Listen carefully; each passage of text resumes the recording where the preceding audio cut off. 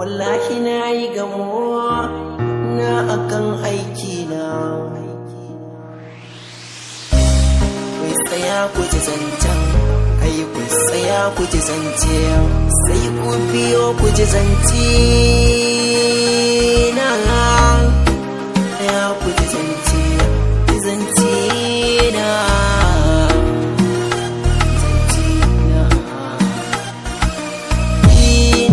Tuno wata rana na gurin aiki na, sai na ji an yi kirana da ta dawali a hannuwana, sannan ga kai na doke da biro na rubutuna. Na ce ajiya me zan kawo sashi a jaddawali na, sa'ilin da ta gama zancen sai na je don cika aiki na.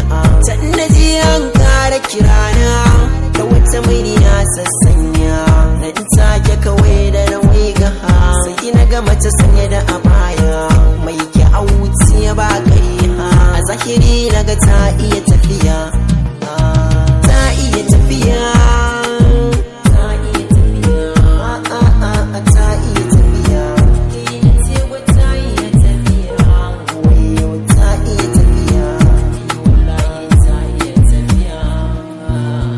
Na kira abokin aiki na ya ji abin da take so ta gaya, domin a hannuna akwai kaya su zan rage ban san ƙarya.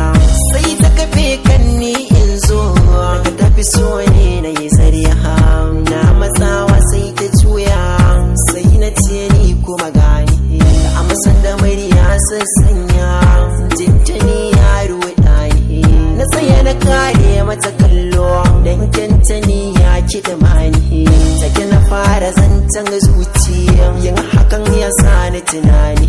Sai ta ce me kake tunani, na kira ka ka share ni, ko akwai matsala mai rauni ka gaya mini dai na tunani. Firgigit na tashi daga tunani, na ji saƙon da ka bisani, ta ƙarin murmushi mara auni wanda ya ƙara taɓa ni.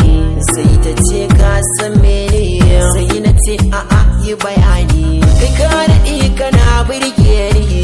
Nan take sai rai yayi sanyi, an zuburin da zan yi bayani, yafi in faɗa sai ta riga ni.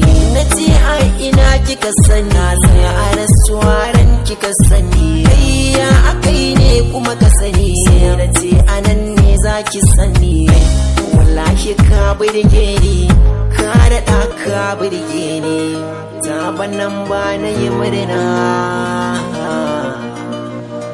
ni ma ina santa, ta kama ruhina. Bayaninta ya birge ni.